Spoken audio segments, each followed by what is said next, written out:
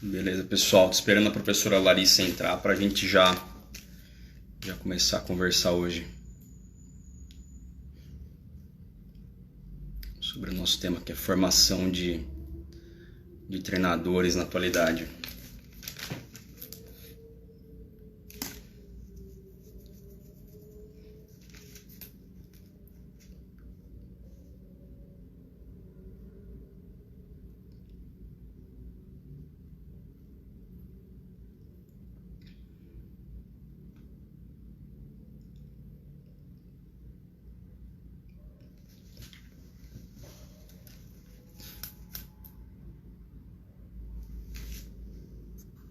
Deixa eu dar uma verificada porque eu acho que já...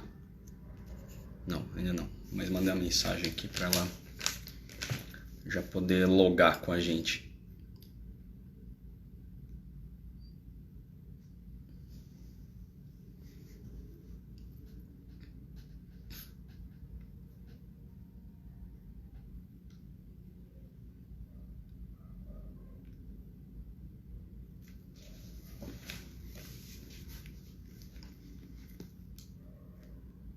Fala, Paulinho. Um grande abraço, meu amigo.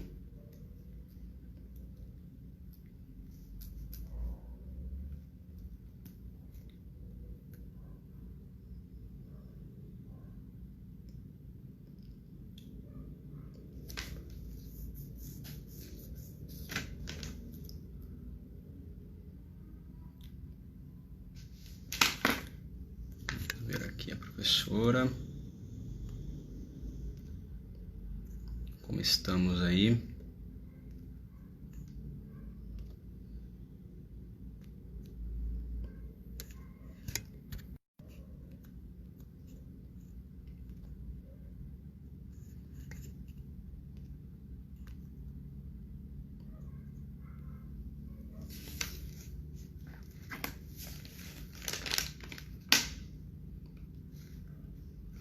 Bom, gente, só mandar uma mensagem aqui de novo para a professora Larissa, para só reiterar. Deixa eu ver aqui.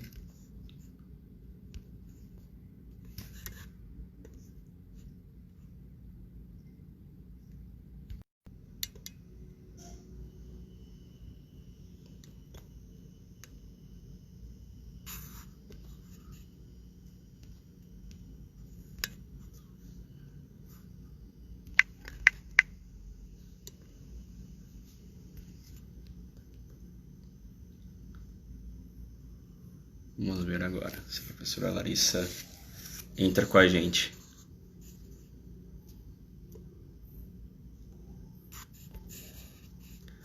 Beleza, vou mandar uma solicitação.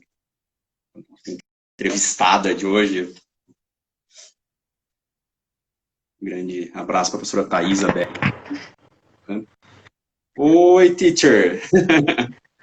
Oi, Denise, tudo Fala, bem? Larissa. Tudo jóia. Bacana. Tava aqui já conversando um pouco com o pessoal antes de você entrar e já tentando fazer um meio de campo com a galera. A professora Thaisa que entrou, alguns professores que falaram comigo durante o dia também, Caio Romero, de Mojimirim, o professor Eric Índio, que foram seus alunos aí na pós-graduação, pessoal muito empolgado com essa parte. Bem bacana. Caramba, hein? Tem aluno de todo lado, tem colega de todo lado, muito bom. Exato.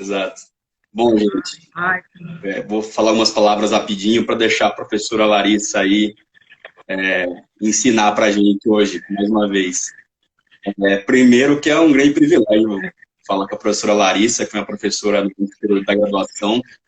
É um privilégio tanto pela competência profissional, né, que a gente pode ter acesso aí no período. Ela estava completando o mestrado dela na Unicamp ainda.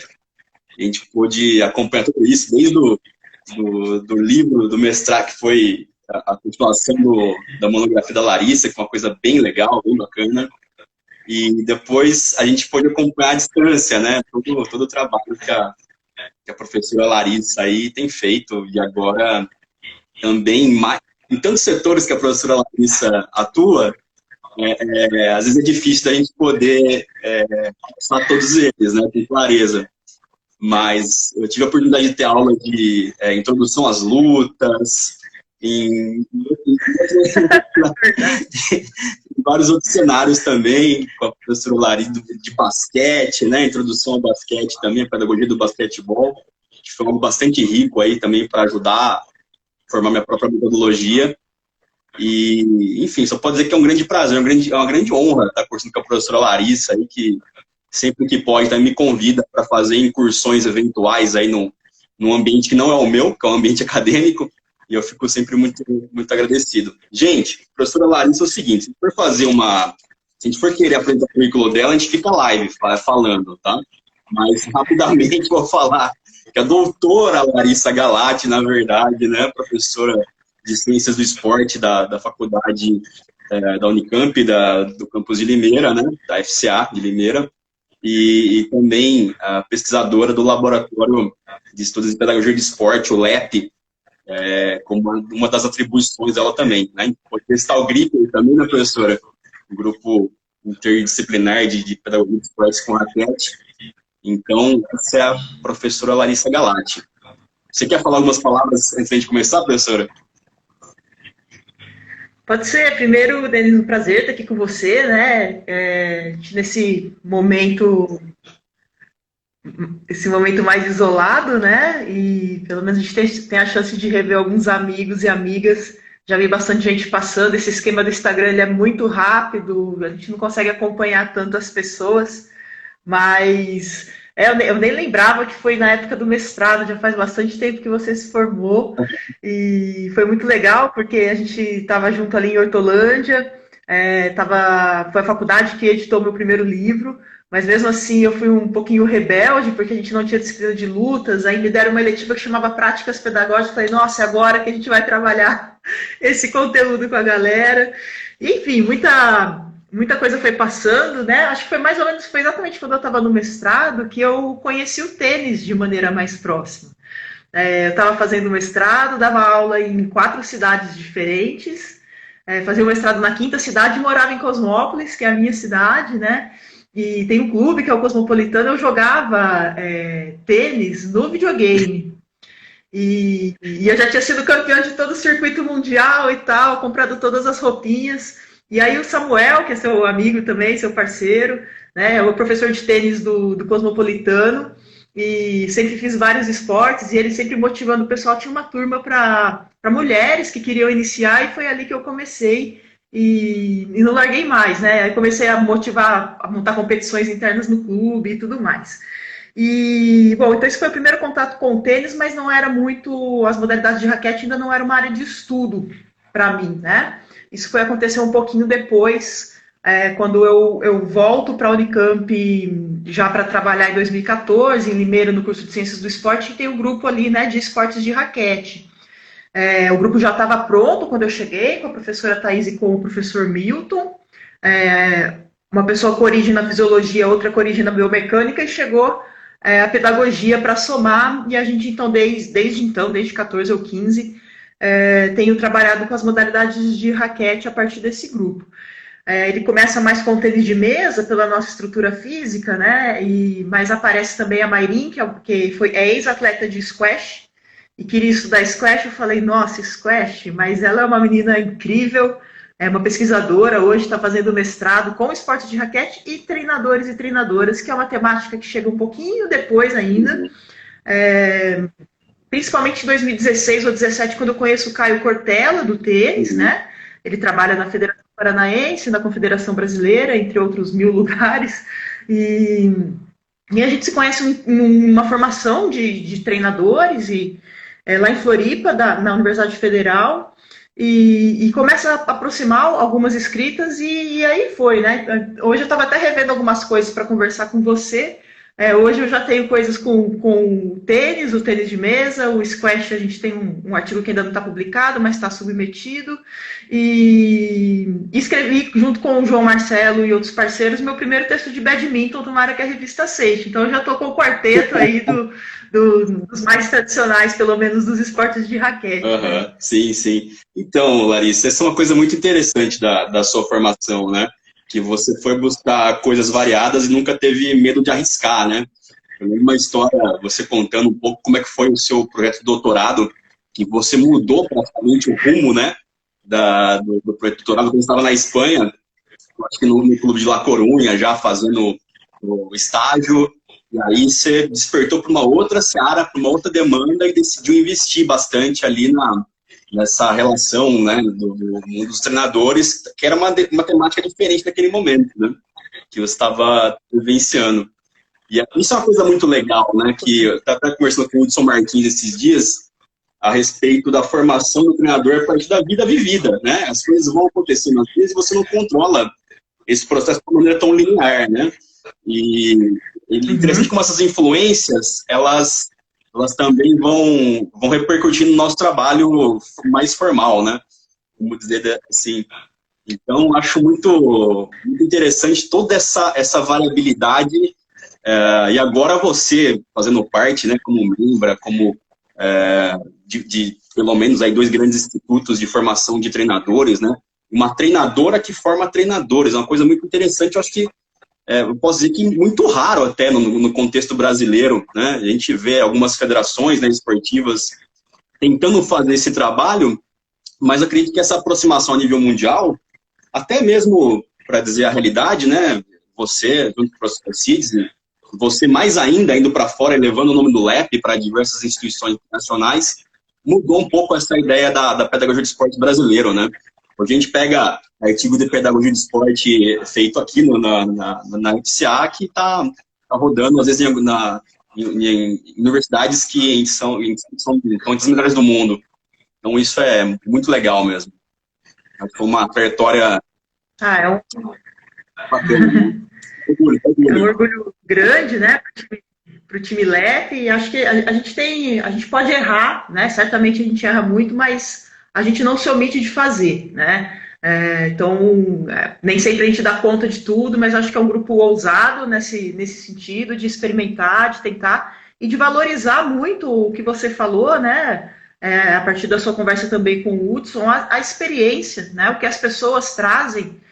Então, isso acaba também fazendo a gente trabalhar com muitas modalidades e com temas novos, né? Porque, às vezes, o caso do squash, a Marin chega com uma demanda do squash, qual universidade tem um professor, uma professora de squash? Eu não sei, não conheci ainda, né? A gente também não tem. Então, mas a gente tem conhecimento de pedagogia, a gente tem muita estrutura e teoria já construída na pedagogia. Então, se a gente é pedagogo, a gente tem que dar conta de outros esportes, né? E aí a gente vai construindo isso a partir do que ela conhece também. Isso é algo muito importante também na temática que a gente vai falar hoje, né? Que é essa formação e desenvolvimento de treinadores e treinadoras. Sem dúvida, as experiências, elas têm um papel muito importante e é o que nos traz para essa profissão, né? Dificilmente alguém que não viveu o esporte, não importa o nível, né? Eu não fui campeã mundial de tênis, nem de basquete, nem de nada, mas fiquei no esporte. E aí também a gente já começa a ver a relevância de treinadores e das treinadoras menos valorizadas, talvez, na sociedade, que é o pessoal da iniciação. Mas são esses treinadores que fazem as pessoas ficarem ou não no esporte, né? Então é curioso isso, a gente começa a ir mexendo em coisas bastante interessantes que dá pra gente ir cutucando nessa conversa. Então, Larissa, eu queria começar um pouco por esse ponto que você realçou, né? A gente tem um pouco essa ideia de que quanto mais para a base, quanto mais para a formação e essa educação esportiva, supostamente são treinadores designados com uma menor ou pior qualificação, né? Dá essa impressão. E as categorias de alto rendimento, a gente tem um conhecimento, né, dos treinadores mais especializados, são mais valorizados salarialmente, né? Com mais atribuições ditas importantes. Qual o perigo da gente ter um profissional da formação e não estar corretamente capacitado para atuar com as primeiras faixas de desenvolvimento? Uhum. Essa é uma ótima pergunta, né? Acho que a primeira pergunta que a gente tem que se fazer o pessoal já aqui fazendo provocação, né? Quem nunca foi campeão, não sei se é um preconceito ou não. A primeira coisa que a gente tem que fazer em relação à iniciação, eu me perco no chat, eu me distraio, viu? Vai me trazendo. Que a gente tem que fazer na iniciação, esse treinador, essa treinadora, qual é a sua função? Né? Se a gente pensar que é só formar um atleta de altíssimo nível, Só não, porque isso é muito difícil, mas essa é uma função possível. Mas é pouco e a gente vai atender poucas pessoas, porque poucas pessoas vão ser atletas de altíssimo nível, né? Mas se a gente pensar que o esporte é algo que pode trazer benefícios para qualquer pessoa, em qualquer cenário, em qualquer estágio da sua vida, a gente começa a ampliar as possibilidades desse profissional, que na minha opinião, a sua principal função, o seu principal papel é fazer as pessoas gostarem de esporte e voltar no próximo dia. Né? Então, qual que tem que ser a formação para fazer as pessoas gostarem de esporte e ficar e voltar no próximo dia? Se ela não volta, eu não faço nem campeão, eu não tenho para quem ensinar, eu não tenho nem emprego, né? Para começo de conversa. Então, você pode fazer por dois motivos. Um, porque você acredita que o esporte é bom para as pessoas, e outro, porque você precisa do seu emprego. Então, as pessoas precisam gostar do esporte. E se a gente for ampliar isso para o valor social do esporte e reconhecer os seus benefícios, a gente vai querer beneficiar mais pessoas com ele. E a partir disso, a gente precisa conhecer as pessoas com quem a gente trabalha. Se a iniciação de crianças e jovens, crianças têm uma característica diferente. Né? Crianças pequenas, o jogo, a fantasia, o encantamento, vai ser diferente do jogo, da fantasia, do encantamento e do jovem. Se a gente pensa em modalidades de raquete, o tênis é muito mais competente em trabalhar com o fenômeno da iniciação tardia do que as modalidades que eu vejo em suas coletivas. Né? Que são as pessoas que depois que passaram o estágio tradicional ali de a educação física ainda bastante sustentada pela ideia de maturação, né? Então, eu fui aprender a jogar tênis com 25 e foi um processo de iniciação tardia. Eu já era uma mulher madura, adulta, né? E o tênis faz isso muito bem. Então, quando eu vou trabalhar com esse público, já é outra perspectiva. Talvez essa pessoa possa até ser campeã mundial master, mas para os Jogos Olímpicos vai ser muito difícil, ela vai ser um fenômeno se ela for nessa idade, né? Então, a gente tem que pensar em ampliar o acesso ao fenômeno esporte, né? E aí, em termos de formação, no Brasil a gente tem uma característica muito diferente do resto do mundo, que é a questão da formação em educação física. Né? Em raríssimos outros países isso é exigido. No tênis eu não sei se tem algum outro país que tem que fazer educação física. E se a gente for pensar no tênis, qual que é a origem de muitos treinadores e treinadoras? O que você chutaria? Ex-atletas.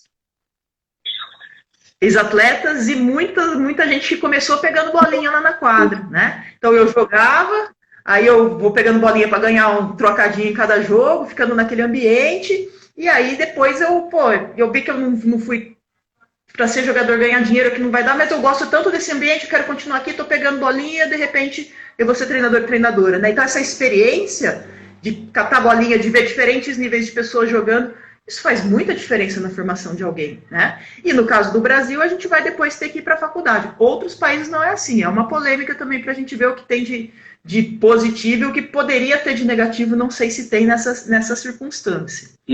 Perfeito. Larissa, eu vou fazer um anacronismo, uma entrevista não linear total, né? Porque, veja só, vou pegar um gancho lá atrás, lá quando você era atleta, né? Você jogava pela equipe de basquetebol de Paulínia, que na época era Hortência, Paula, né? A melhor equipe do Brasil, e você fazia parte das categorias de formação. Isso eu tô lembrando, era meio estranho, não lembro do que eu comi hoje, mas eu lembro dessas coisas 20 anos atrás, né?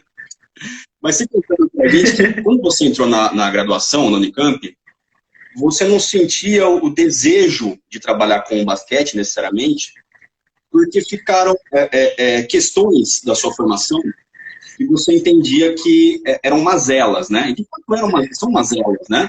Dentro desse processo esportivo assistemático, né?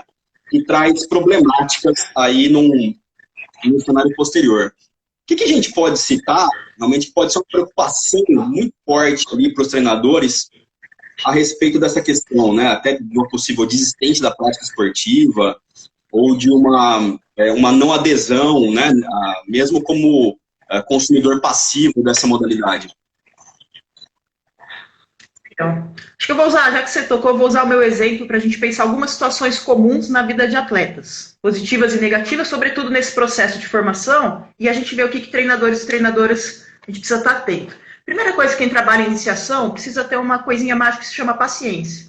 Por quê? Porque a gente fica um ano mais velho todos os anos, e as crianças, os jovens costumam chegar na mesma idade. Então, quando eu tenho 18 e vem alguém com 10, tá beleza, com 14, estamos quase na mesma idade. Quando eu tenho 20 e vem com 10, quando eu tenho 30 e chega com 18, a gente já começa, putz, já faz 10 anos que você faz isso, né? Então você já começa a entrar, mas você tem que ter esse prazer de desenvolver as pessoas, os jovens, né? Porque senão a gente começa, se a gente pensar essa etapa só como uma escada para uma etapa futura na profissão, eu corro o risco de antecipar etapas com esses jovens, com esses aprendizes, para que a minha carreira como treinador ou treinadora se projete, né? Então essa é uma primeira armadilha. Mas voltando para o meu caso, quando eu tinha 13 ou 14 anos, eu passei numa famosa peneira para jogar ali em Paulínia com essa equipe profissional nas categorias de base, né? Só que não tinha a minha idade, eu era pré-mini ou mini na época e tinha o infantil, não, tinha só o infanto e o juvenil. Então eu treinava com 2 ou 3 categorias acima da minha. E eu não tinha passado por um processo de federação, né? Eu saio direto de um processo de prefeitura municipal que joga 2 vezes por semana e compete o intermunicipais, né, aqui da região, nunca tinha visto um jogo de federação na vida, e vou parar na principal equipe do país, treinando com meninas que jogam federação há 5 anos, há 10 anos, com treinadores que treinam federação há 20 anos, e que precisavam antecipar alguns processos para que eu tivesse condições de treinar com aquele grupo, né? Então foi um ano muito duro de dar conta mesmo. Eu lembro que na terceira semana de treino, o treinador chegou com uma pomadinha de irodoide e falou assim, passa nos braços antes de dormir, porque eu apanhava pra caramba no treino, não tinha nem estrutura, né, física para aguentar aquele nível de jogo. Mas ainda assim, o basquete era uma paixão, né?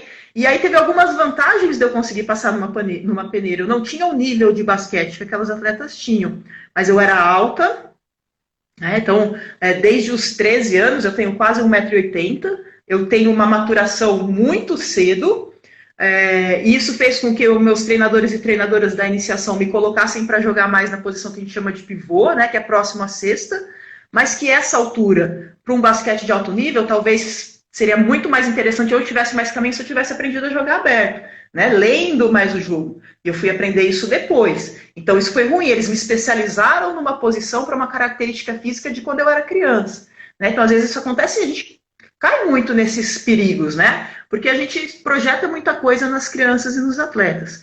E muito dessa minha característica física adequada, eu cresci numa cidade do interior que eu tinha acesso a muitas práticas físicas, então eu tinha uma iniciação até de rua muito boa, e experiência, uma educação física escolar legal, e essa experiência na prefeitura, com basquete, com vôlei, com outras modalidades, de maneira bem inicial mesmo, né? Poucas vezes por semana, mas organizada, sistematizada. E a minha cidade pequena, que me dava acesso a fazer tudo de bicicleta, sem custos, estava muito perto de um grande centro que era Paulínia e Americana, né? Então, eu tive a infância dos sonhos e o acesso a um grande clube. Se eu morasse, de repente, numa cidade a 500 quilômetros de uma equipe, eu nunca ia jogar basquete. Então, essas questões contextuais que a gente esquece, a gente precisa lembrar. Eu nasci dia 5 de janeiro, né? Então, quando eu jogo, e o esporte ele é organizado por anos. Eu nasci dia 5 de janeiro e jogava com meninas que nasceram em dezembro. Eu tinha 1 ano de vantagem em relação a elas. Então, olha lá, eu tinha tudo para dar certo, né? Alta na cidade e tal, mas a gente já viu alguma pista. O que pode talvez ter prejudicado? Primeiro, não era tão bom assim, né? Depois, um processo de especialização muito curto em um espaço inadequado e antes da hora, né? Com 14 eu treinava com meninas de 19 e eu jogava o campeonato, a associação, e ela jogava o mundial. Eu não tinha condições de treinar com elas, isso foi muito difícil. Aí no ano seguinte a gente vai para a federação e com todo esse processo muito rápido, de repente você se sente muito obrigado a ser um atleta, né? Mas que você nunca foi. E todo esse processo, particularmente, eu acho que ele não foi o mais adequado, né? Talvez jogar uma categoria abaixo, não 3 acima, né? E quando eu faço lá 17 anos, e passo no vestibular, tinha 2 opções. Tinha uma equipe em Pedreira montando, que ia jogar a federação, que dava para jogar. A opção era morar embaixo da arquibancada em uma equipe, que jogava o Paulista, tendo naquele ano 4 equipes jogando o Campeonato Brasileiro. Então, qual que era a chance que eu tinha de ser uma das 20 atletas que jogavam a Liga Nacional, né? Num prazo de 3 anos. Ou estudar na Unicamp, né? Acho que meus pais nem pensaram que houvesse outra possibilidade. Então, a falta de acesso também, como a gente não tinha liga, a gente não tem liga de desenvolvimento, o esporte feminino a gente tem muito menos acessos que no masculino. Então, quando a gente vê todos esses elementos contextuais, a gente vai vendo o quanto esses treinadores e treinadoras fazem a diferença, né? de oferecer uma iniciação esportiva diversificada, de não especializar antes da hora, de oferecer outras modalidades ou outras formas de jogar a sua modalidade. Não precisa fazer coisa, não precisa fazer tênis e rugby. Eu posso fazer tênis e badminton, né? De repente eu me dou melhor no badminton que aqui, mas eu preciso experimentar para conhecer. Se eu não conheço, eu não sei o que eu faço melhor, o que eu gosto mais. A gente não está perdendo um atleta para o tênis, a gente pode perder alguém para o esporte. Se a gente diversifica, a gente tem mais chance de oferecer, né? Então, eu posso tanto fazer isso, como eu posso, dentro do meu processo de iniciação, diversificar as atividades que eu faço, né? Não especializar necessariamente só em drills, né? Hoje a gente tem muitas formas jogadas, você é um dos grandes especialistas desses modelos diferentes. Então, existe muita alternativa metodológica, né? Não tem. No tênis tem para estudar o resto da vida, né? E se não tem, gente, vamos montar, né? A gente está montando agora uma proposta multimodalidades, né? Como é que eu penso? Nos esportes coletivos a gente já tem algumas teorias, né? De estrutura funcional, de princípios de ação, de princípios táticos que são compartilhados entre todas as modalidades. Já existe uma teoria sobre isso e diferentes autores. A gente está escrevendo isso agora para as modalidades de raquete.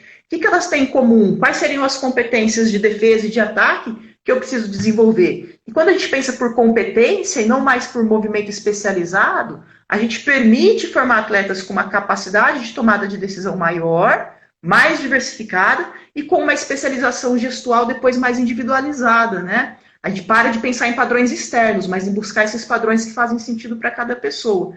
Então, esse é o desafio que a gente está agora. E eu até lembrei deles, já que a entrevista é não linear, que eu trabalhei no tênis clube, logo que eu me formei, e entrei lá para começar a escolinha multimodalidades, né? Só que nenhuma criança fala, pai, mãe, me põe na escolinha multimodalidades porque eu quero desenvolver o meu afetivo, psicológico, social. Não, né? Eu quero jogar futebol, eu quero jogar tênis.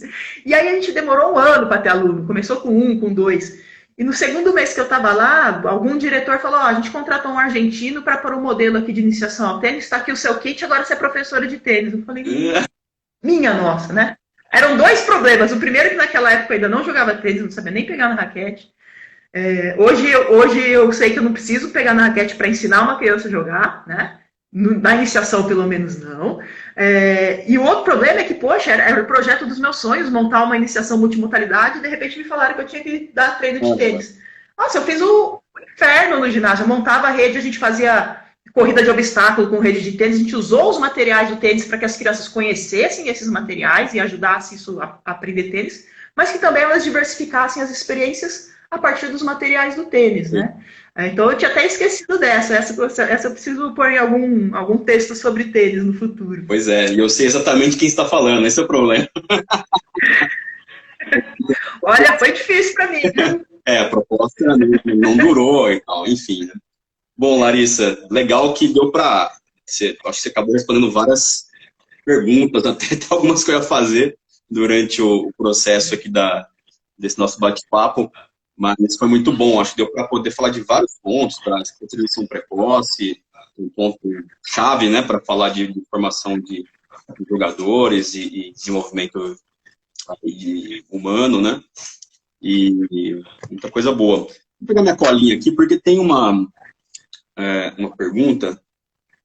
Você comentou um pouco da formação, né, de educação física, e realmente, né, a gente tem um arcabouço, um background profissional na área da educação física, que pelo menos em termos de currículo, né, ela contempla conhecimentos quase que standards, né, se a gente puder falar, dá para a gente falar até numa linha nacional, né, de educação física, embora possa variar de região para região em termos de competência profissional. A história da didática transcende um método, né? A gente vai chegar depois disso aí. Só para dar um exemplo, um professor de didática da Unicamp às vezes não é diferente do professor de didática do Amazonas, enfim, né? Aí são pontos para ser debatidos depois.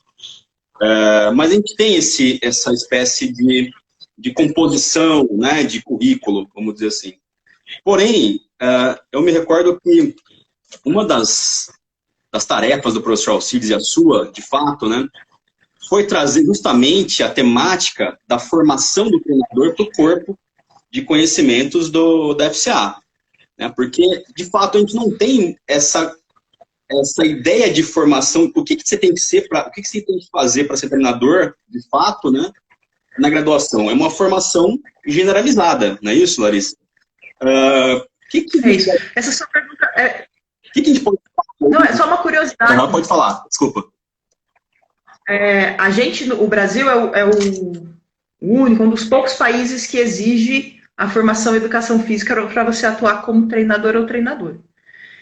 E talvez fosse um dos únicos que não tivesse uma disciplina chamada treinador esportivo no currículo de educação física. Em outros países do mundo essa formação não é obrigatória, mas ela já foi incorporada à educação de ensino superior, né? E a gente inclui em 2015 essa disciplina, ela já estava no currículo, o Alcides era o coordenador da FCA, o professor Luciano, o coordenador do curso de esportes. E aí quando eu cheguei, o Alcides falou, tem uma coisa aqui no currículo que acho que vai ser para você, que era a disciplina de treinador. Muito legal, muito legal. E, inclusive, eu lembro que até o seu livro, o livro que você escreveu durante o mestrado, lá no IASP, né? A ideia inicial era essa, a ideia era fazer um livro para formação de treinadores, na realidade, né? Depois, durante o projeto, porque ele foi remodelado, né? Mas, enfim, então você sempre teve esse apelo, né, Larissa, para poder realmente fazer esse tipo de trabalho. Enfim, Larissa, hoje, dentro do LEP, dentro da formação da FCA, o que contempla a disciplina, né? Formação de treinadores, não sei se é assim o nome dela, né? E, na atualidade, de fato, quais são as competências, né, necessárias aí para se formar um bom treinador? Muito legal, eu adoro falar disso, e até o ano passado, junto com a Yura Sato, que faz doutorado com a gente, com a Paula Corsacas, que também faz doutorado, a Yura tem construído essa disciplina comigo, a gente escreveu um artigo, uma metodologia bem diferente, a gente nunca tinha feito, que se chama autonarrativa, que é justamente essa descrição com a sustentação científica, né, de um processo que você viveu e construiu. Como é que é a disciplina? Quais são essas competências? Né? A disciplina se chama treinador esportivo até 2021. Depois ela vai passar a se chamar treinadores e treinadoras esportivo. Por que isso? Porque a gente sabe que representatividade é importante, né? A gente sabe que no Brasil são cerca de 7% só do total de treinadores são treinadoras. Então a gente acha importante trazer isso para o nome. E é importante nesse momento a gente falar também das diferentes representatividades que a gente está vivendo na sociedade, ou das faltas delas, né? E nesse caso a gente lembrou de trazer também treinadores e treinadoras. Mas essa disciplina ela nasce, e apesar de eu ter sido treinadora e ter tido esse apelo, as pessoas que estão assistindo talvez se identifiquem. Quando eu escrevi meu TCC, e é justamente o que você contou, eu fiz lá um material didático para crianças sobre basquete. Só que eu cheguei, o meu orientador de tudo foi o Roberto Paes, falei, Robertão, eu quero escrever um livro para ensinar o pessoal a dar aula de basquete. Tipo, quem era eu, no auge dos meus 19 anos, para ensinar alguém a dar aula de basquete? Mas é aquela ansiedade que a gente tem, né? E ele super sábio, né? Ele não falou, menina sua louca, senta lá e espera um pouco. Ele falou, o que você acha da gente começar pelas crianças, né? Foi muito gênio de falar, você precisa de mais estrada para fazer uma proposta dessa, né? Enfim, mas a disciplina, e aí apesar de ter vivido, quando essa disciplina chega, eu não conhecia muito ainda a literatura, a ciência sobre treinadores, né? E aí, o que a gente faz quando a gente não sabe muito o que fazer? A gente convida os amigos. O primeiro ano da disciplina, a disciplina tem 15 encontros, acho que 10 encontros foram convidados. Então, chamo o Denis, vem falar da sua experiência como treinador, como é que você dá treino, quais são os desafios e tal, né? E aí a gente, poxa, bacana, o pessoal adorava, porque era um pessoal altíssimo nível, galera, né? Tinha treinador de participação, tinha treinador de seleção, tinha preparador físico e tudo mais. Mas em 2015, eu fui para um primeiro congresso, existe um conselho que se chama ICC, que é traduzindo ao Conselho Internacional para a Excelência de Treinadores, né? Já é um conselho de décadas, mas que eu ouvi falar dele a primeira vez em 2013, em 2015, fui para esse congresso e existem milhares mesmo, não é força da palavra, de artigos na língua inglesa só sobre treinadores e treinadoras em diferentes temáticas, desde a sua formação, intervenção, aspectos psicológicos, como que aprende a ser um treinador ou uma treinadora, filosofia de treinadores e treinadoras, enfim. E aí eu me encanto com aquilo, falei, nossa, tudo aquilo que eu pensava já existe, é sempre assim, né? Quem vem para o processo de mestrado e doutorado, a gente vem e fala, nossa, já fizeram, que saco. Isso acontece muito. E eu falei, olha esse universo aqui. E aí comecei a estudar, e a gente tem diferentes teorias, mas uma que a gente tem adotado na disciplina é de 2 canadenses que se chamam Gilbert e Coté, que vão trazer 3 grandes grupos de competências, né? Ou conhecimentos, que são os conhecimentos profissionais, sobre a modalidade esportiva, suas questões tático-técnicas, sobre, né, desenvolvimento humano, sobre preparação física, enfim, esses conhecimentos específicos do esporte, os conhecimentos interpessoais, né, treinar é uma atividade humana, então eu preciso ter competências de relacionamento, não adianta eu ser a enciclopédia, pega lá o PVC nem sei que canal que ele tá, o cara que você fala assim, 1850, ele dá a escalação de todo mundo que jogou, né? Não adianta eu ter muito conhecimento profissional se eu não tiver capacidade de construir ou de compartilhar, vai depender muito de que treinador você é, para alguns é de colocar na cabeça dos outros o que eu penso, para outros é de construir aquilo que a gente quer pensar, né? Tem muitas formas de se treinar. E aí eu não tenho medo da palavra treinador ou treinadora. Treinador e treinador não é adestrador, é quem dá o treino. E o treino pode ser muito diferente. Ah, mas o treinador também é o professor, também é. Só que professor dá aula, treinador dá treino. Não precisa ter medo, né? Precisa entender quem é esse personagem que também tem funções pedagógicas. E aí que reforço mais uma vez as questões interpessoais. Mas não basta só isso. Se a gente trabalha com pessoas, a gente não vai trabalhar bem com o outro se a gente não se conhecer. Então, a competência intrapessoal de eu me conhecer bem, de eu conhecer os meus sentimentos, de eu aprender com a minha experiência, de eu aprender com as coisas que eu estudei, de eu refletir e transformar as coisas que eu vivi em conhecimento, seria o terceiro bloco. Então, intrapessoal, interpessoal e o profissional. E aí tem diferentes formas também de se trabalhar isso. Depois que a gente passou do estágio convidados da disciplina, a gente passou para um outro estágio que foi o de trabalhar competências, né? O ICC ele vai trabalhar com 6 funções de treinadores e treinadoras e 18 competências ali que eles elencam. E aí a gente começou a escolher essas competências e destacar uma ou outra. Dentro de workshops. Então, a gente não fazia mais, olha, vamos ter uma aula aqui de slide sobre conhecimento, deixa eu pensar, capacidade de comunicação eficaz, que foi minha última aula, para ficar mais fácil para mim. Online, a gente está fazendo um baita desafio também de fazer tudo isso online.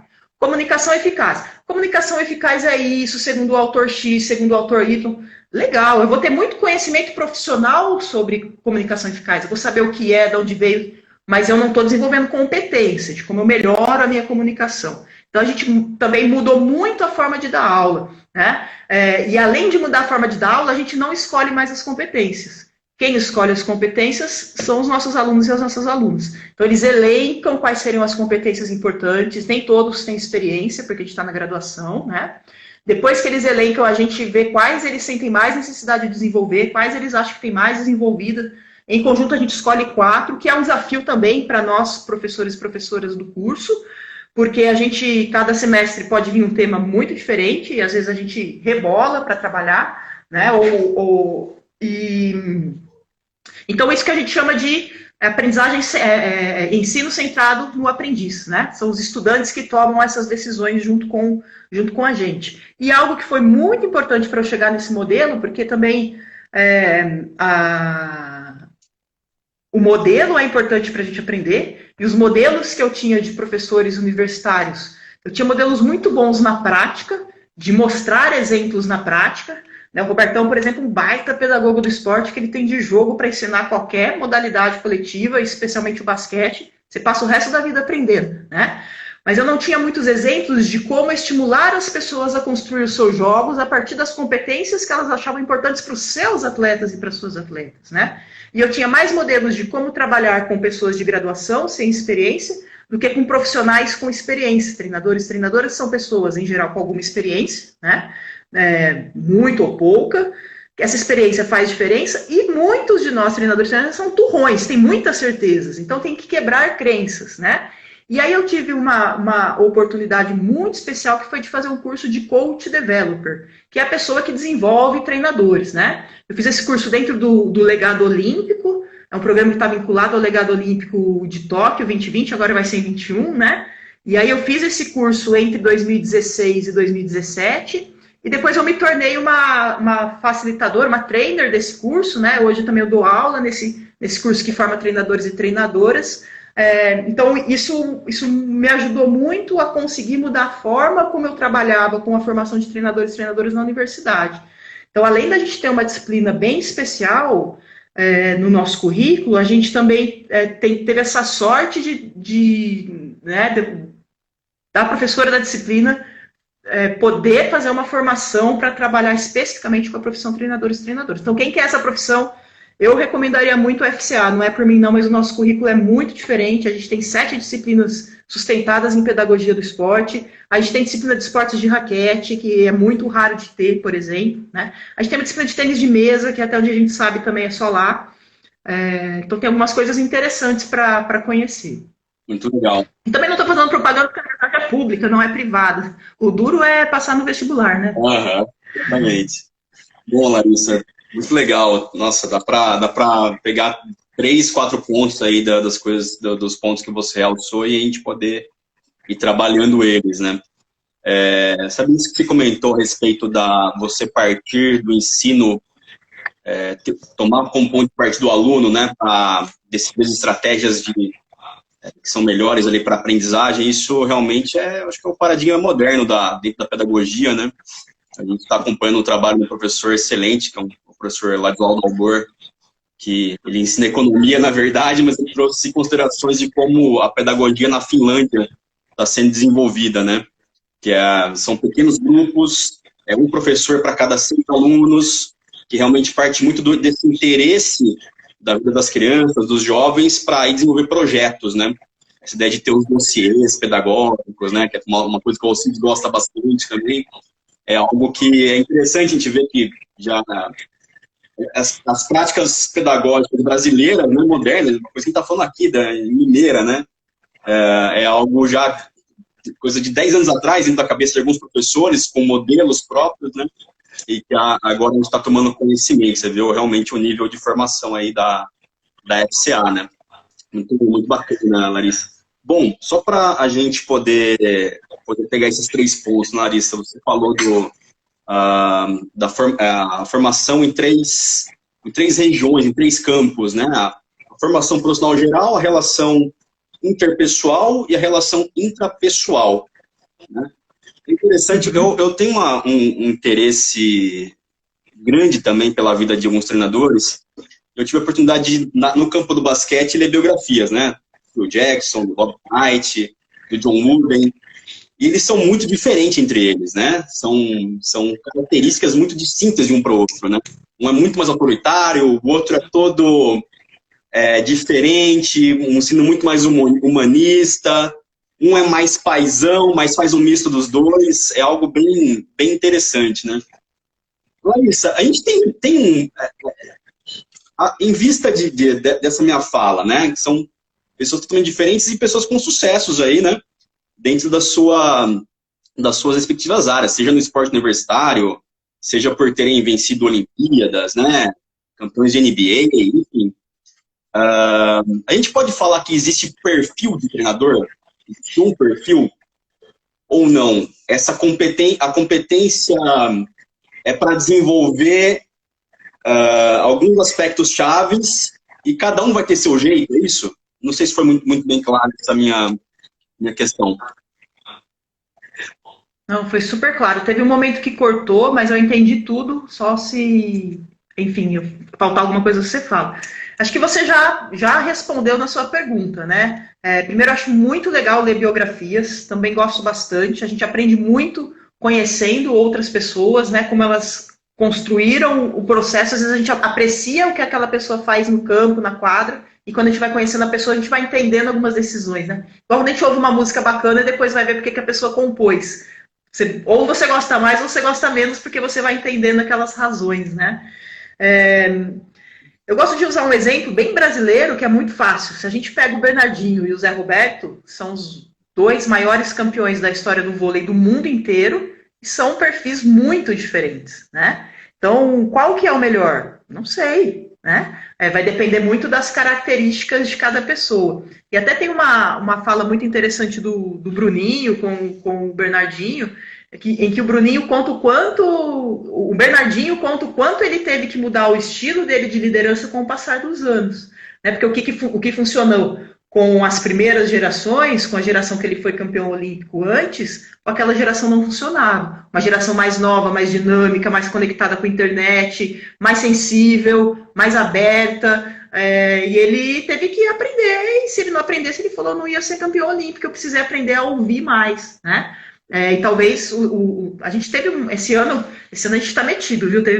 Dentro da circunstância da pandemia, a gente conseguiu trazer o Zé Roberto Guimarães na disciplina de treinador para contar um pouco desse processo dele, né? De se construir treinador, como que ele trabalha. E isso é importante, né? Por isso que a competência intrapessoal ela é fundamental, né? Eu preciso me conhecer. E é aí também que a gente começa a dar mais valor para as experiências. Desde que a gente seja capaz de refletir sobre as experiências, né? Eu aprendo muito na prática, eu aprendo com a forma que eu fui atleta, eu aprendo com outros treinadores e treinadoras. O problema é quando eu reproduzo sem criticidade, sem reflexão, sem estudar coisas que me embasem para tomar essa decisão, né? E agora a gente está tendo 1000 lives por dia. Que horas que a gente para pensar sobre isso? Será que eu já estou pensando, quando eu voltar ao meu treino, se depois de assistir 1485 lives, eu voltar no primeiro treino que eu tiver e dar o mesmo treino que eu dei antes, cara, não serviu para nada, né? A gente precisa refletir, a gente precisa transformar a informação em conhecimento, esse conhecimento precisa ser profundo, né? Então aí nesse processo de reflexão. Um outro exemplo dentro dessa questão de perfil é o Rubinho treinador de vôlei, era do SESI, né? Agora tá sem clube com essa situação toda, e ele conta que as pessoas cobravam dele ser o Bernardinho, porque ele trabalhava com o Bernardinho, mas ele é o Rubinho, ele não é o Bernardinho. O Bernardinho não pode ser o Rubinho não pode ser o Bernardinho, né? Então ele tem que ser o melhor Rubinho que ele puder ser. O Bernardinho tem que ser o melhor Bernardinho. Se eu pegar... você trabalha muito bem com crianças, né? Se eu te botar para treinar o Wawrinka, o Federer, talvez você não vá tão bem. Se eu pegar o treinador do Federer e jogar com suas crianças, ele não vai ser bom como você, né? A gente tem que entender os contextos também, não adianta... O pessoal assistiu The Last Dance no basquete agora e quer fazer mini Jordan. Meu, pelo amor de Deus, né?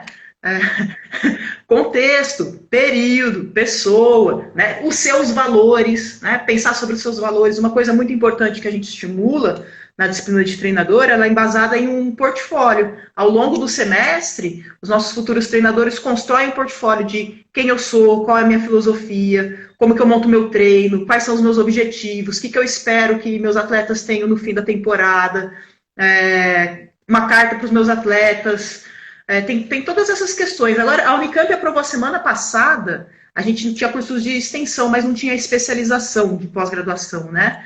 E finalmente a Unicamp autorizou. Então é possível que o LEP apareça com novidades aí para 21, talvez não, mas para 22 a gente já pode pensar num curso de especialização, quem sabe, sobre treinadores e treinadoras, nessas competências, né? Um curso centrado nos aprendizes. Isso é uma coisa legal que você também comentou, Denis. Essa questão das pedagogias mais recentes não é só mudar o tipo de tarefa, né? Eu ficava rebatendo 1000 vezes, agora eu faço um jogo. É mudar a comunicação, né? O poder. A gente tem uma tradição de treinadores e treinadoras muito de eu mando, você obedece, eu não posso ser vulnerável, eu não posso ser sensível. Isso começa a mudar quando a gente entende que o processo é humano, né? E a gente tem 2 pessoas ali no processo, ou uma pessoa e uma equipe, né? Agora é fundamental a gente também ter essa segurança de... Tem uma fala que na língua inglesa se fala muito, e que eu gosto muito, quem fala muito é o Pierre Trudel, que é talvez um dos primeiros grandes estudiosos de treinador, é um canadense fantástico. Ele fala que a gente tem que se sentir confortável e estar desconfortável, né? Se a gente está sempre no confortável, dificilmente a gente está aprendendo. A gente aprende quando fica desconfortável, né? Quando alguma coisa incomoda a gente, no primeiro momento a gente acha ruim, às vezes a gente nega e tal, mas aquilo fica. Aí chega uma hora que você fala, nossa, deixa eu pensar naquela aula que eu dei, que não deu certo. Aquele aluno que eu achei que não sabia, talvez eu que não sei lidar com ele ou com ela, né? São reflexões que... E isso depende muito da experiência também. Começo de carreira, a gente tem mais dificuldade de assumir os erros, né? Porque a gente é inseguro. Mas, de novo, acho que é muito importante a gente pensar nessa questão de autoconhecimento para ser bons treinadores e treinadoras, né? Aliado ao conhecimento técnico, é claro, mas se a gente não se conhecer, a gente não dá. A gente tem alguns níveis também que a literatura vai trazer, né? Do novato, da novata, competente, aquela pessoa que está habilitada. No caso do Brasil, eu tenho CREF, eu posso dar aula, né? Eu sou competente. Se eu sou bom, se eu ruim, mas tem um papelzinho dizendo que eu posso. Depois eu tenho super competente, que além de eu poder, eu faço coisas inovadoras e eu sou capaz de fazer isso muito bem, sou reconhecida. E tem o inovador, que é quem consegue transformar a área. Poucos são inovadores. Por quê? Porque eu tenho que passar por muitas situações desconfortáveis para fazer o novo. Eu tenho que arriscar, né? E as instituições esportivas são muito tradicionais. Então, a gente precisa... É uma série de mudança de pensamento que o sistema muitas vezes sufoca a gente e a gente não consegue fazer. Mas, aos pouquinhos, tentar achar Deixa eu achar um colega tão louco como eu, né? Disciplina de treinador, com quem que eu ia conversar? Não tinha disciplina no Brasil, né? Aí a gente identificou um grupinho de 5, 6 aqui no Brasil que estavam estudando treinador. É o Michel lá em Floripa, é o Caio lá no Paraná, é o Heitor lá em Goiás. Não gosto de falar nome porque se a gente esquece um é duro, né? Mas foi criando uma comunidadezinha que a gente foi se dando apoio, se dando suporte.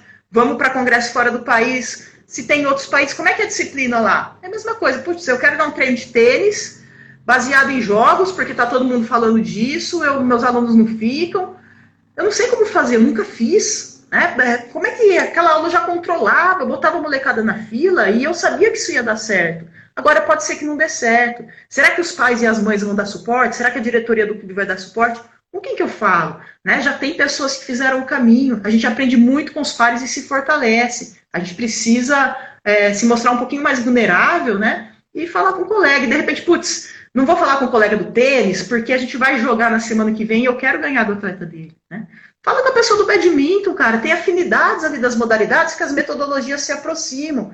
A gente pode encontrar outros caminhos, né? Não precisa entregar para o teu concorrente ali que as suas vulnerabilidades. Busca outro vizinho ali que você pode ficar mais tranquilo, mais tranquila em ter essa conversa. Muito bom, muito bom. Larissa, eu vou fazer o pedido agora já, que a gente vai cair em 1 minuto e meio pelo meu cálculo. Você pode voltar para mais 20, 30 minutos de bate-papo quando cair essa live? Vamos lá, vamos cronometrar mais meia horinha. Maravilha. Você vai dobrar meu cachê. Vou discutir seriamente. O Denis já veio algumas vezes aqui para Limeira dar aula para gente, né? Então, também agradecer. É isso, ó. Preciso trazer a ideia de como trabalhar com jogos. Pô, tem o Denis, cola aqui, meu. A gente precisa ajudar essa molecada a entender. A gente não precisa saber tudo, né? Mas a gente precisa reconhecer o que não sabe, é o primeiro passo. Vamos cair para a gente voltar? Vamos lá, que as perguntas são boas que vão vir para frente. Então, vou encerrar, pessoal. Vou salvar no GTV e vou chamar a professora de novo, tá? Só um minutinho.